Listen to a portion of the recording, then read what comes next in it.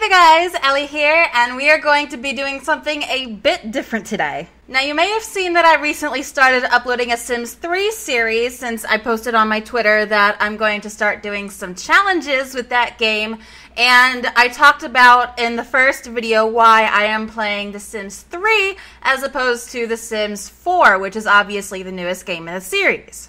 Even though I have never personally played The Sims 4, I've seen many playthroughs and videos from other YouTubers, and I said that, in my own personal opinion, The Sims 3 was superior to the fourth game for reasons that I didn't really get into at the time, since I just wanted to get straight into the video and the challenge, and I said that more details on that would be for a different video on another day. Well, that day is today.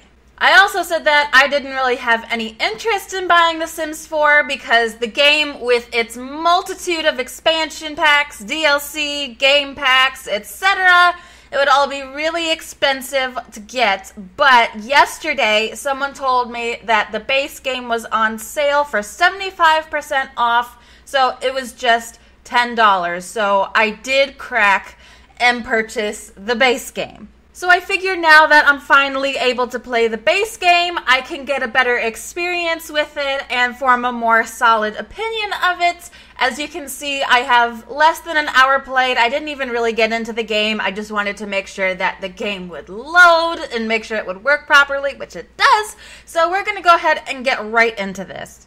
So immediately, I guess it takes me into the Create a Sim thing, which this is one of the few things I actually really like about The Sims 4, and that I think they did better with this game than any previous games. There are a lot more things you can modify, you can get a little finer with the details, like in the face and stuff. I really like that. You can't really do that in The Sims 3 or The Sims 2 or Sims 1. So this is one of the few things I actually really like about this game, and I think that EA did really well. This is definitely going to take a little bit of getting used to. I don't quite know what I'm doing with this whole Create a Sim process. It's definitely not something I'm used to, and as I said, it is very different from the previous games, but hopefully it won't be too much of a learning curve, and I'll be able to... Oh, I don't want to click on that. Oh no, what did I do? Did I make her face fatter? Oh, Jesus. There's so many different options just for shirts, and like I said, this is just with the base game. I could probably download a million different shirts and pants and shoes and accessories, so I think the options could certainly become endless with this game in terms of creating a sim. Now they also, looks like they brought back the aspirations, which I think was something more from the second game. They replaced it with Lifetime Wish or whatever it was in the third game. And we have, oh, okay. So there are different things to choose from. You got like categories and then different ones to choose from within that. Okay. So you can get Fabulously Wealthy or Mansion Baron, or you could do, I don't know, you could love, you could do serial romantic, or soulmate. So you could be a player or you can find the one. Okay, this is kind of neat, I gotta admit. I think from what I've seen, the aspirations are also different depending on what age there is. Like, children each have their own different aspirations. This sim here is a young adult, so this would be the ones available for young adults. And then I guess it would be different between teenagers and elders and all sorts of different things to choose from. So let's get into traits. This was also something that I really liked in The Sims 3 that I'm kind of glad that they kept around for The Sims 4, because I really like that they have a bunch of different traits available. I think it helps add more personality to each sim. And while I do like the traits, I feel like, at least from what I've seen, it's not quite as extensive as it is in the third game, because I know in the third game there were so many different traits you could choose from. Maybe I'm wrong and more traits can be added with the expansion packs, but just from what I've seen, it seems kinda a little bit bare bones as far as the trait selection goes, at least compared to the third game.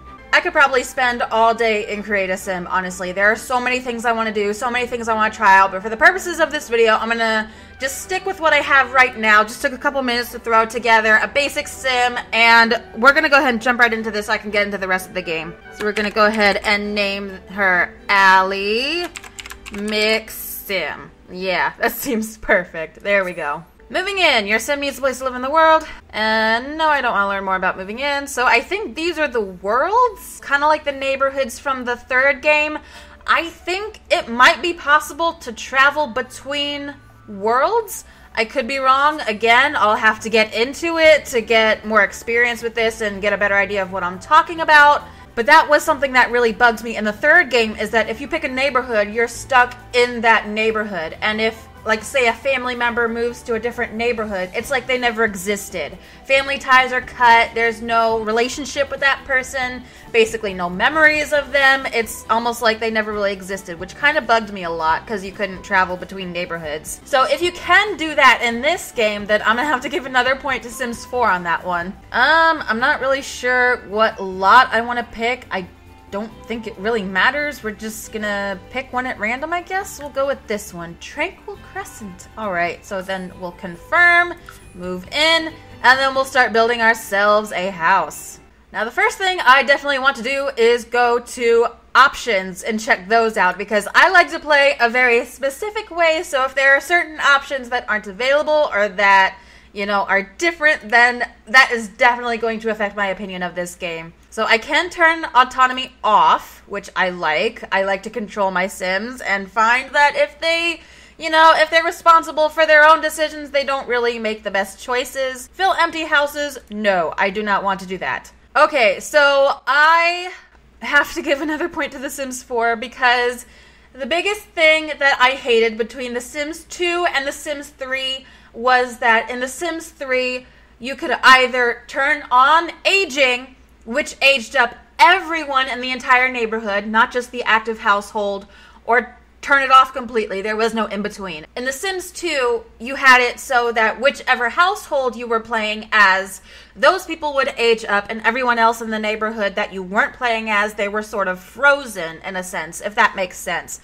So I really like that they have that as a feature now, that they brought that back, because that was something that really bothered me in The Sims 3. I didn't really like that whole all or nothing kind of thing where either everyone in the entire neighborhood would grow up and grow old and die at once, or turn off aging completely. I didn't really like that. So far I have to admit, as opposed to my previous opinions, just from the short time I've spent on this game and actually playing it, it seems like so far The Sims 4 might be winning out over the third game. But like I said, we did just get into it. We haven't really done a whole lot of playtime yet, and we haven't even built a house yet. So, yeah, stop. No more tutorials. Now, as I said before, if I was just playing normally and not recording just a short little video, this is probably one of those things where I would spend all day, maybe even an entire week, putting together a house that would be just perfect, just the way that I want it, with every single little detail in place. But for the sake of this video, we're just going to throw together something real quick with these pre-made rooms. It's not going to be anything fancy, probably won't even look very good, to be honest, but it'll be functional, and it'll allow me to get more of an experience with this game, which is kind of the point, just to kind of play around with it a little bit and see how it is. How do I turn? Oh god, how do I turn? I don't know how to turn. I'm having problems. How do I?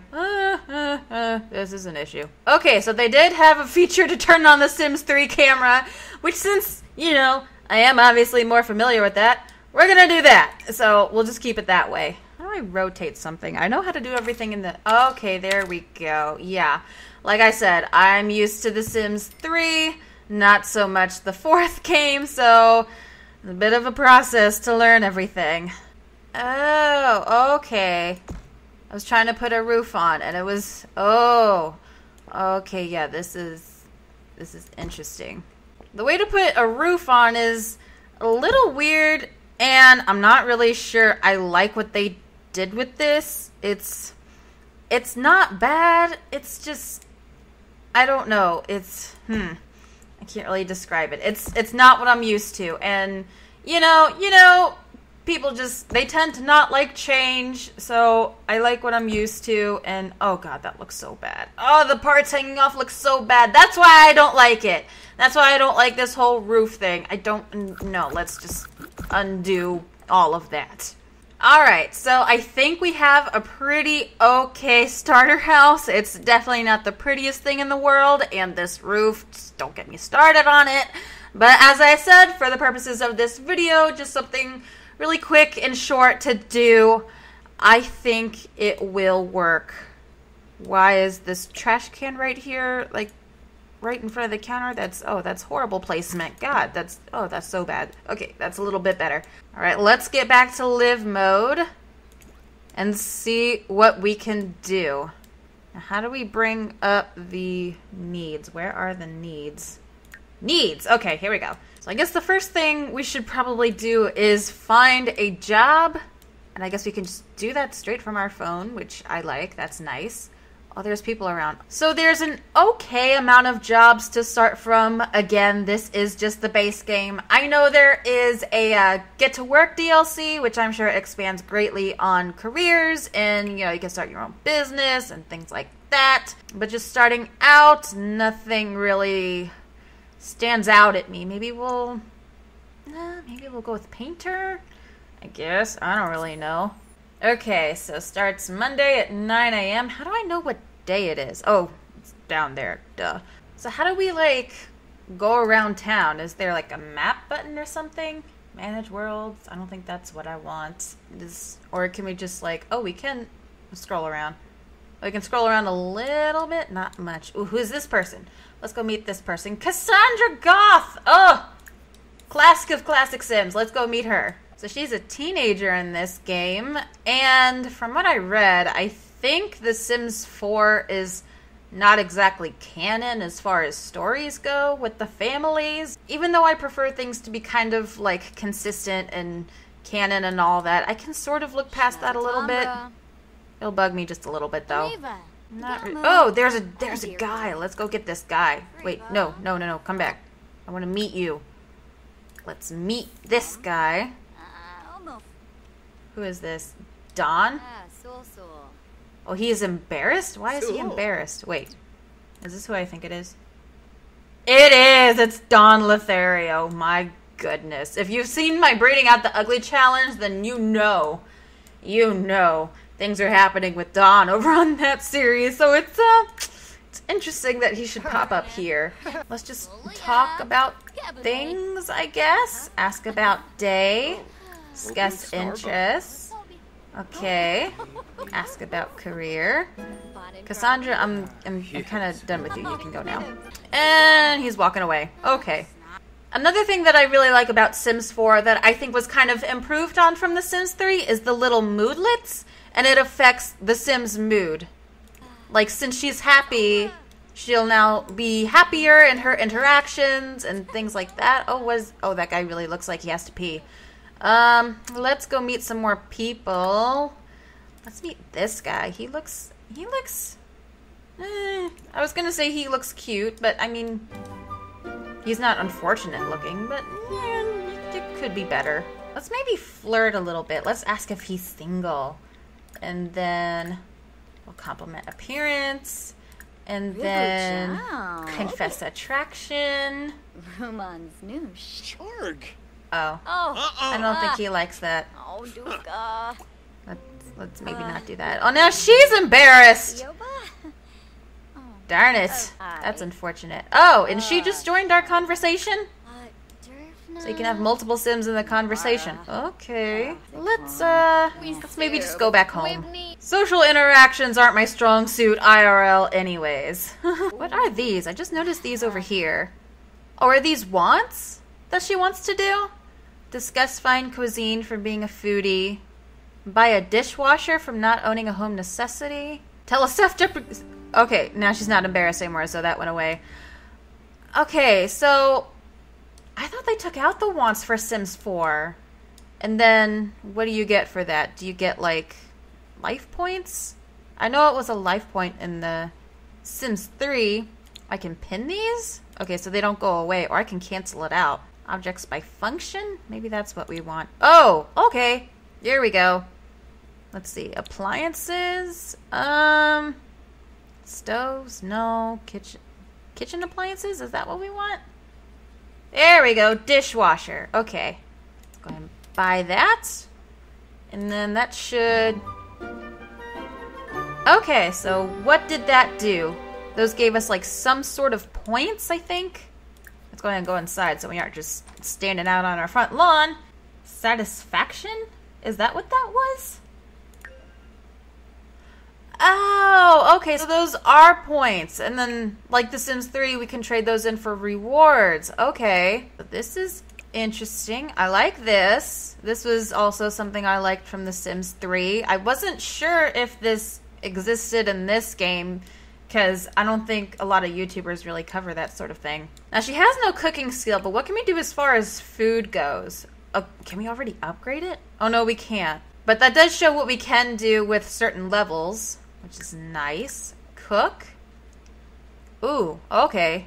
We can make so much stuff. She already got a cooking skill? But she just took the ingredients out of the fridge.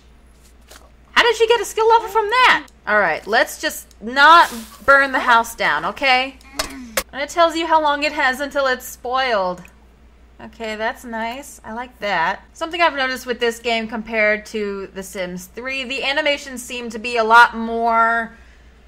What's the word I'm looking for? Definitely animated, but I think exaggerated? Like that whole thing in the kitchen, like when she's cooking and she's like freaking out because she's no good at it. I don't really know how to feel about that. I mean, like, part of me really likes it and, you know, finds it amusing, of course, but part of me also, I don't know, it might be a little bit over the top at sometimes. I don't know. I think they might need to chill on that just a little bit. So we're running a bit low on fun, and I just realized we don't have a TV or anything, so we should probably go ahead and fix that, even though we don't have a whole lot of money left. Alright, so we need to get a TV stand, and oh, I wanted to get that TV, but now we can't afford it. Okay, then fine, we'll get the tiny TV. We only have $250 left. Ugh. Oh, now she's bored. Why is she bored? Is she watching a kid channel? Don't watch a kid channel. Watch, I don't know, watch romance, I guess. So you guys, I've been playing this game for a while, and I think I've gotten a good feel for it and can now give my final thoughts on The Sims 4. I'll start with the good aspects of this game that I really like. First is, of course, better graphics and sound. This is to be expected with newer generations of any game series. Better technologies and available systems allow for a smoother and improved look to the game. The original Sims was released nearly 20 years ago, so it had a much more basic look with not a lot of detail, and throughout each iteration, it's only gotten better, and The Sims 4 is no exception.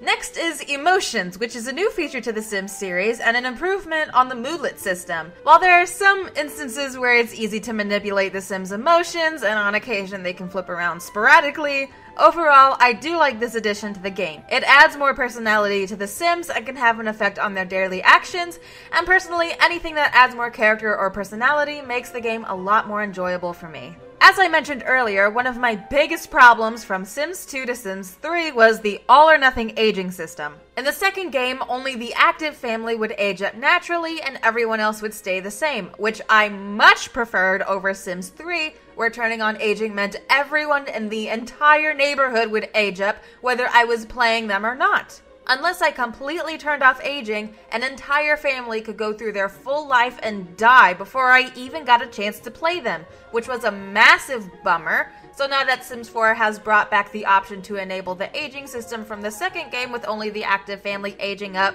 it's a massive improvement that I really missed and was sorely needed in The Sims 3.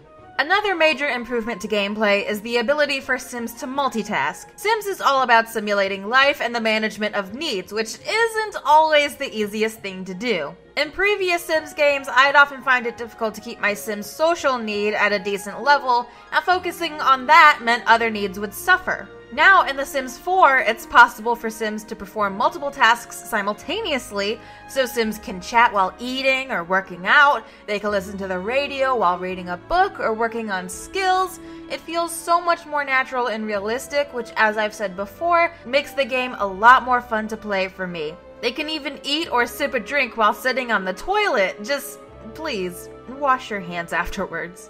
In addition to graphics getting an upgrade, another aspect of the game that's gotten a lot more detail is Create a Sim. In the previous two Sim games, there were sliders you could use to adjust your Sim's features, but it was still a bit limited and mostly only allowed customization of the face. In Sims 4, you can modify so much more, not just in the face, but in the body as well. With 18 different touch points you can adjust and mess around with to create endless different unique looks and make your Sims exactly how you want them.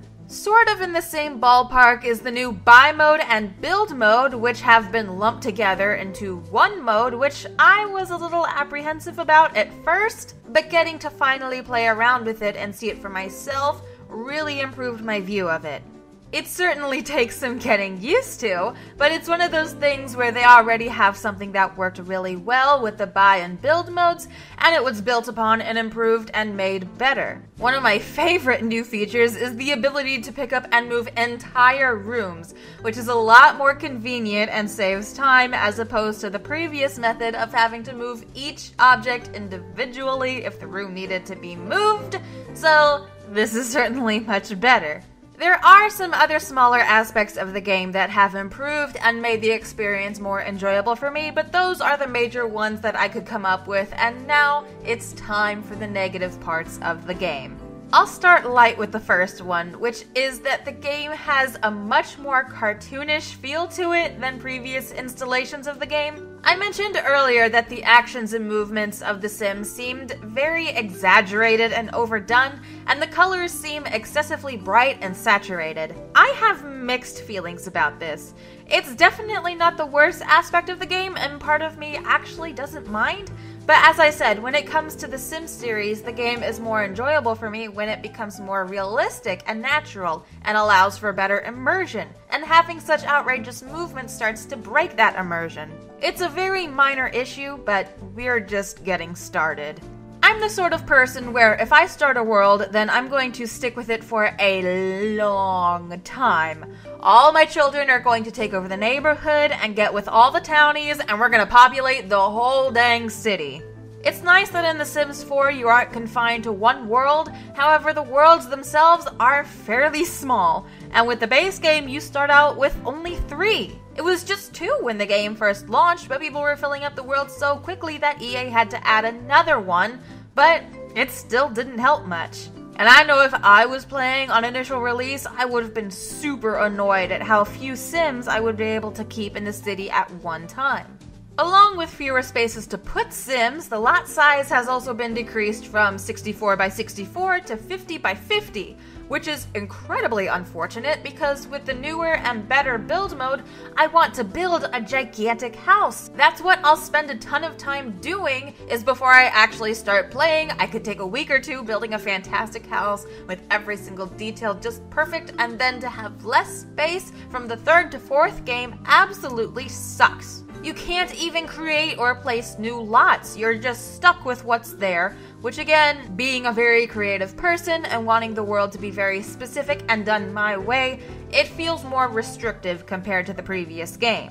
As much as I love the new and improved Create-A-Sim, something I noticed immediately was much fewer available traits and trait slots. The addition of traits in Sims 3 was a wonderful feature. It had 5 slots to add different traits with the ability to get even more further down the line and give so much personality to your Sim, so then to have fewer available traits and slots was a huge bummer, and it's one of those examples where instead of having a sequel that improves upon the previous game and adds more features, it removes content, and it's a more watered-down version of the previous game, which is not what a sequel is supposed to be, and it just gets worse from there. Speaking of removing content, also missing from Sims 4 is the favorites. In Sims 3, you could give your Sim a favorite color, food, and music, though admittedly this didn't do a whole lot besides a minor mood boost sometimes, but it was nice. Again, it was just something to add a bit of personality to the Sims,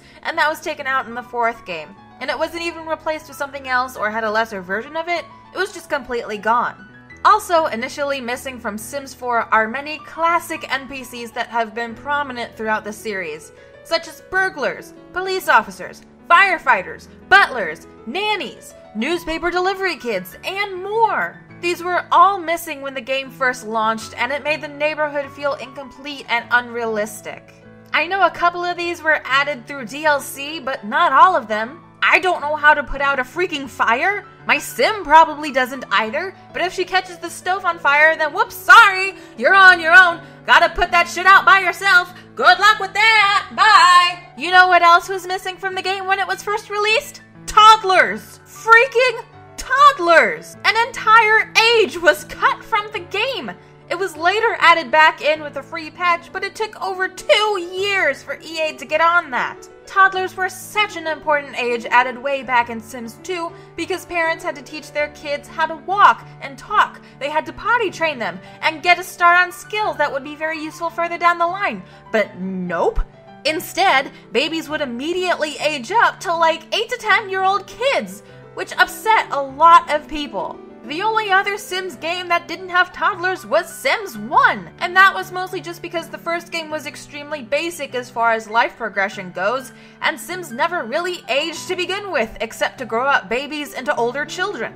Other missing content? Pools, cars, family trees, ghosts, open worlds, creative style, memories. I could go on. Some people have said this is meant to be more of a reboot to the series, a Sims for the newer generation rather than a sequel, and that's why it's missing so many things from the previous games. But then why is it called Sims 4? Someone actually took the time to write down all of the missing features from previous Sims games, and the list totaled out to almost 90 missing features. I can't even wrap my head around that, especially as a longtime fan of the series, so to think that so much has been removed from the initial release is insane to me.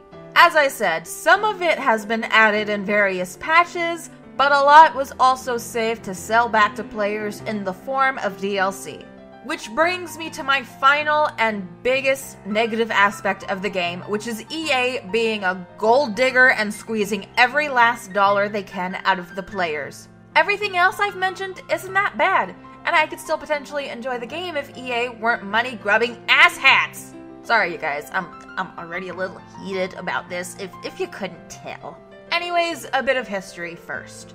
So DLC and expansion packs aren't a new thing to the Sims series. They were introduced with the original game and they added a variety of significant content to the game. So obviously starting out, each expansion came with a lot of features and each was only $20. To buy the game and all content totaled at $170. But over time and into future games, everything started to get more and more expensive. The Sims 2 was the first to introduce stuff packs, which sold for $20, the same price as a whole expansion pack from the first game, took out some clothing and furniture options from the expansion packs, which were now $40 to be sold separately.